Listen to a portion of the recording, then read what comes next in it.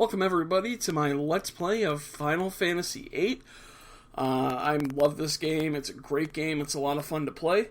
Just real quickly, first things first, this is not going to be a no leveling Let's Play. It's going to be a low leveling Let's Play, but I'll get to that more in the future. I'm going to explain how to do amazing things, getting ultimate weapons on Disc 1, card modding, all that good stuff. So, without further ado, let's get started.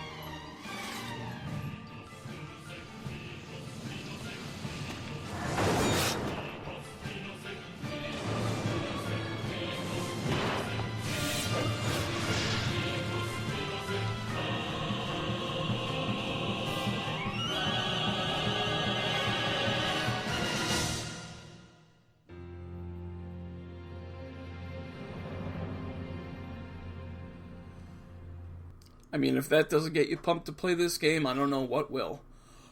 Yeah, so like I said, I know the game and the mechanics pretty well, so I'm not going to show you just how to beat the game, I'm going to show you how to absolutely crush the game. And I'll get into all those mechanics as they come in the game. There is something called the Devour command that you can do later, which I've actually never done before, and I am going to do in this Let's Play. So, but like I said, that's a ways later in the game, so we'll worry about that then. And for right now, Dr. Katawaki's asking how we are. Yeah, I guess we're okay.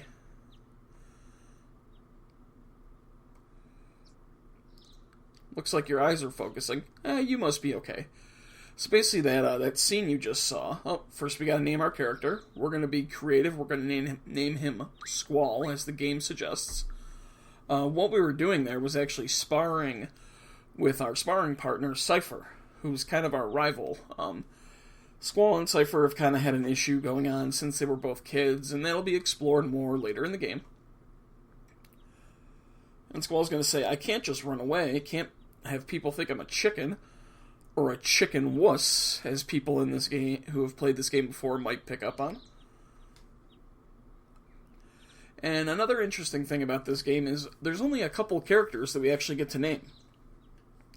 So she just said she's going to call Quistis, or Keistis, however you want to pronounce it, who's going to wind up being one of our party members, even though she's an instructor. You don't get to name her. There's only, like I said, only a few characters you actually get to name. Yeah, he just got sliced in the head. He's totally fine. Ah, who's that? Is that Quistis? Squall. So we meet again for the first time for the last time. Okay. Well, it's okay. I'm sure she's not important to the plot of the game whatsoever. Oh, who's that? Is that Quistis? Where the hell were these instructors when I was in high school? So eventually, I don't think it's ever explained. I think it might be, they might make mention to it. Quistis is an instructor, but she's actually only 1 year older than Squall. And I knew it'd be you or Cypher, because you guys are always at each other's throats, blah, blah, blah, blah. Alright, so today is the field exam. So one thing you'll notice about Squall, early on in the game, he's kind of a lone wolf. So if you just keep walking, he says nothing's really on his mind. And Quistis is going to laugh because she thinks she's finally understanding Squall a little bit better by predicting his responses. So she's happy. Yep, beginning to understand my student a little. Well, you're not really that complex, Squall. I mean, something did happen to you to kind of shape the way you are. And, we will see that scene later in the game. So Quistis says, tell me more about yourself. And Squall's just going to turn around to walk away. And he'll say, none of your business. So yeah, he's a little emo. He's kind of a lone wolf at the start of the game. Now, what's this? That's a pretty nice looking boarding school as far as I can tell. Yeah. No, that's really nice. So what that is that's a garden. The game starts in Balamb Garden. And a real quick history of Garden. Garden trains Seeds, who are mercenaries, basically soldiers for hire. So basically they take a whole bunch of orphan kids and they train them up for their private army. Might be kind of creepy when you think about it, but it'll all make sense as we progress through the storyline. So Quistis escorts us to class, tells us to take our seats, and of course they're going to set us right next to the guy who we just tried to kill each other. That's good. Now the field exam for seed candidates will begin later this afternoon, and looks like a lot of people are anticipating that. But for those not participating and those who failed, there's a study hall. Since we're a field exam participant, we have free time until then. Meet in the hall at 1600 hours for the team assignments.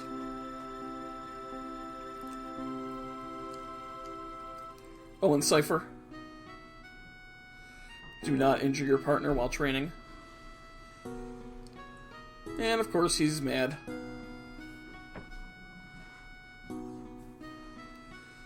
So she will see us all later. So we're actually not a seed yet, we're still a student. We have to take the field exam this episode. And she wants to talk to us. But real quick, before we talk to her, we're going to sit back at our study panel. We're going to turn it on. We're going to go to tutorial, and it's going to check GF data. GFs registered under Squall are Quetzalcoatl and Shiva. GF, which stands for Guardian Force, are basically the summons in the game, but they're a lot more than traditional summons, and I'll get to that at the end of this episode. So we'll just exit out of the tutorial, exit out of our little computer here, and oh no, I said one more time. Oh well. Now we'll actually exit. So say I'm done, and now we can go talk to Quistis. I think I'm going to call her Quistis. I may say Keistis from time to time. Whatever, don't judge me. So she's talking to a little group of students who are known as the Trep Groupies, who are students that basically adore Quistis. We'll get to them later in the game, don't worry about it. No, we haven't been to the fire cavern, the game just started. Squall was going to go this morning, but Cypher stopped him. Yeah, anytime you see the parentheses there, basically that character's thinking, but they're not actually talking.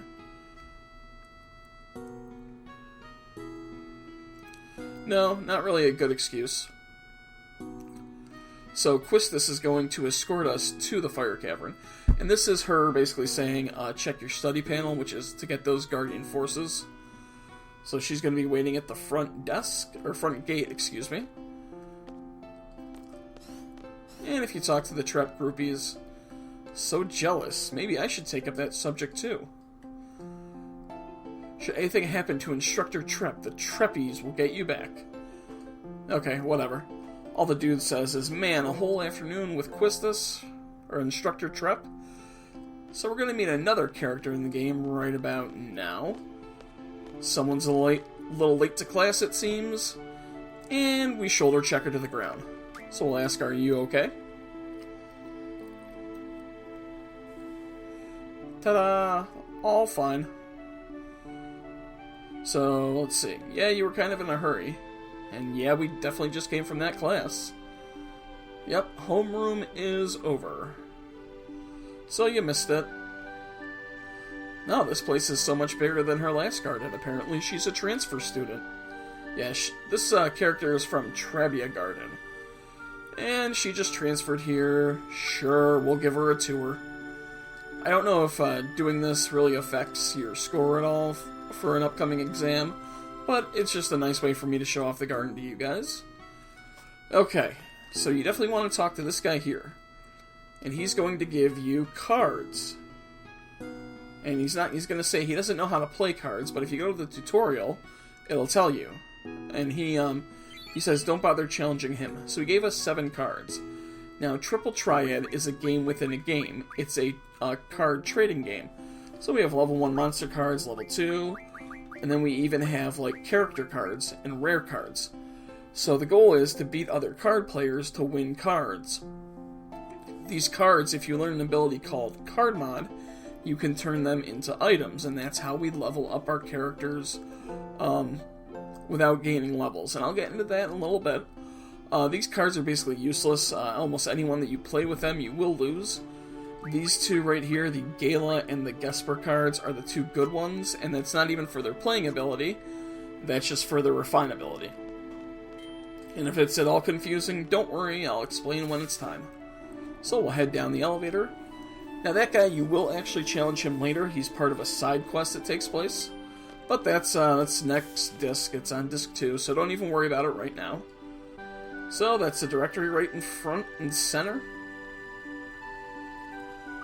And the nice thing about the if I could talk, the directory, is that at least early on in the game, you can move around with the arrow, you can press the X button, and it'll transport you to that part of the garden.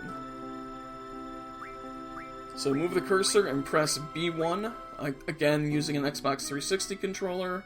It's the X button on the original PlayStation, I think at least. So dormitories, yep, people live in the dorms. They call them dorms, they're more like apartment style to me, it looks like. Cafeteria, west of the North Block. And for some reason this game has a big thing about hot dogs. You have a character who's obsessed for hot dogs and he's always missing out on hot dogs. You can give funny orders later in the game regarding hot dogs. Yeah, the parking lot, nothing really going on there. We'll take a garden car once, maybe twice. And the front gate, that's where we have to go meet Instructor Trep. And that's how we can exit the garden. So the quad, there's something that's going to take place there called the Garden Festival. That's pretty much it for the quad. And Selphie, well, I just spoiled her name. Her name's Selphie, the student we're letting follow us around. She says, I know, it's the Garden Festival. She's on the planning committee. You want to help out too, right? Yeah, let's just continue. The infirmary we'll go to a couple times with Dr. Katawaki. East Block, yeah, the training facility, it's the only facility open at night, and there's real monsters running loose in there. So take it seriously, or you may wind up dead. Yeah, we'll go there once or twice. And the library, there's another really mini, it's not really a side quest, but it's part of the story that you can do. It takes place in the library. We'll wind up doing that. Don't worry, we will wind up doing that, and we actually are going to go there, this episode too. And the headmaster's office is on the 3rd floor. We need permission to get in. And his name is Sid. So there is your Sid reference for Final Fantasy VIII. Roll credits. Just kidding. Yeah, we are taking the SEED exam today. Maybe she'll see us, because she finished her training at her previous garden and came to this garden just to take the exam. Okay, well, that's okay. Yeah, we'll see you at the SEED exam.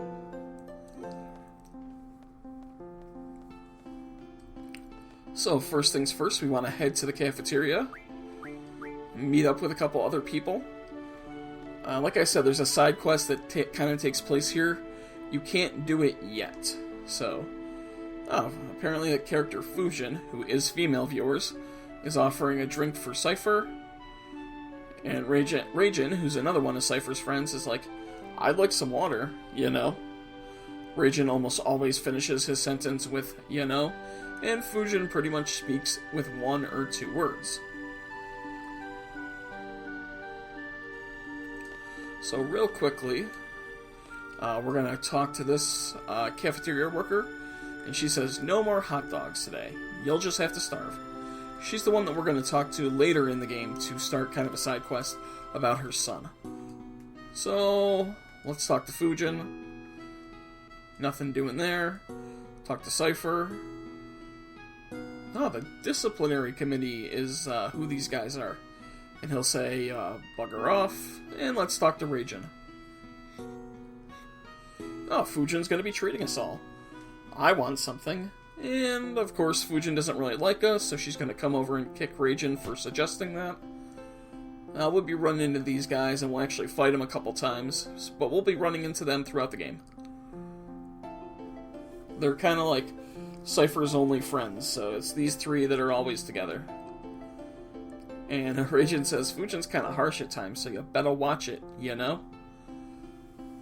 And Fujin doesn't take kindly to the whispering.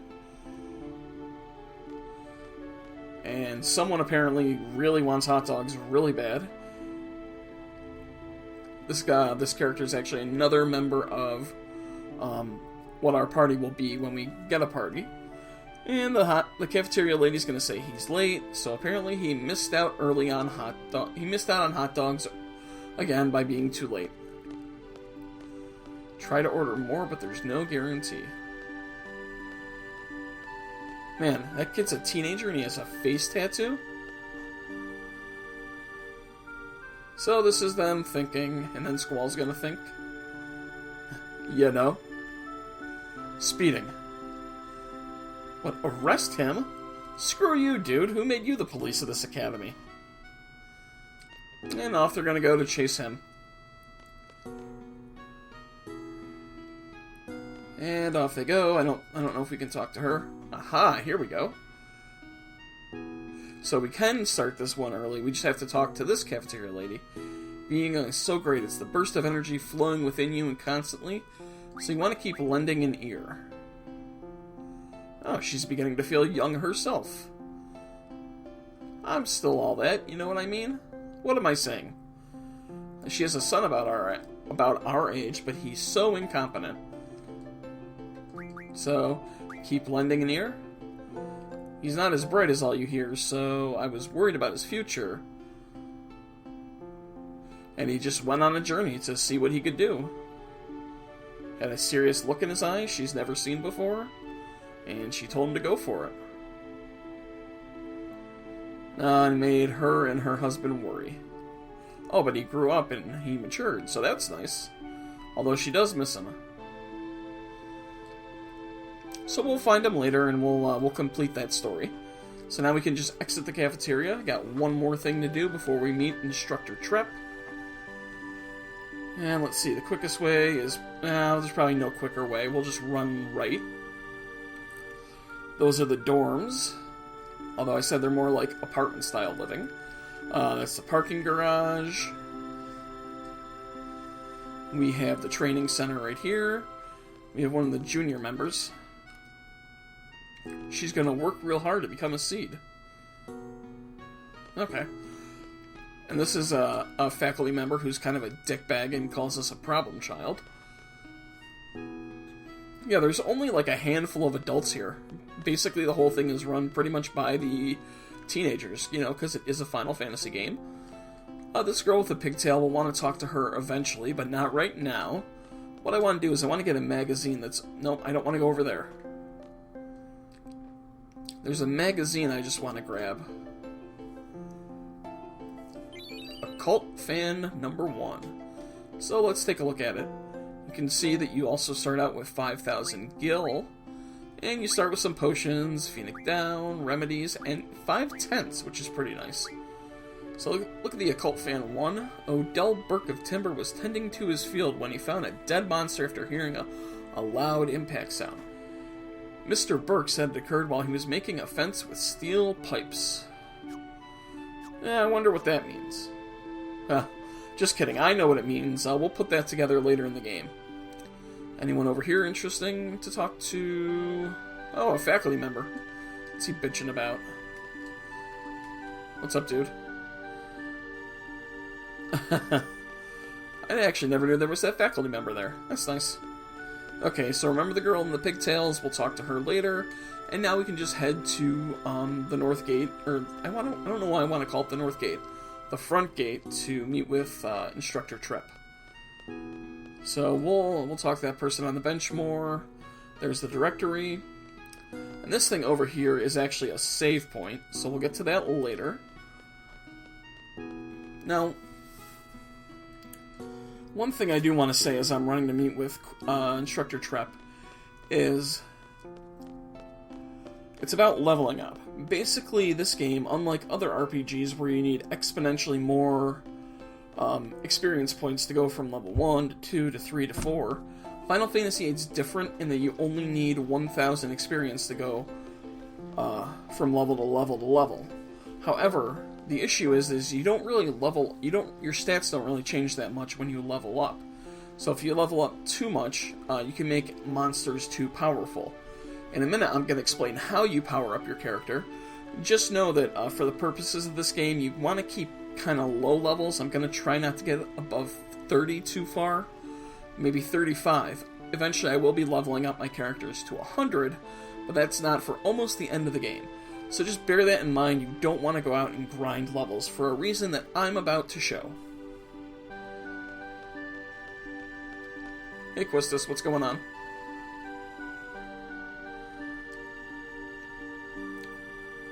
Okay, so she's going to explain junctioning a Guardian Force.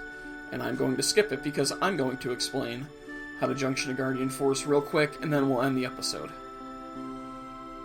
Okay, so this you do want to take note of. You use the draw command during battle, and you can stock magic from enemies. You don't get materia, you actually draw magic. Now the downside is using that magic is consumable. So you use one magic and it drops it down to 99 from 100.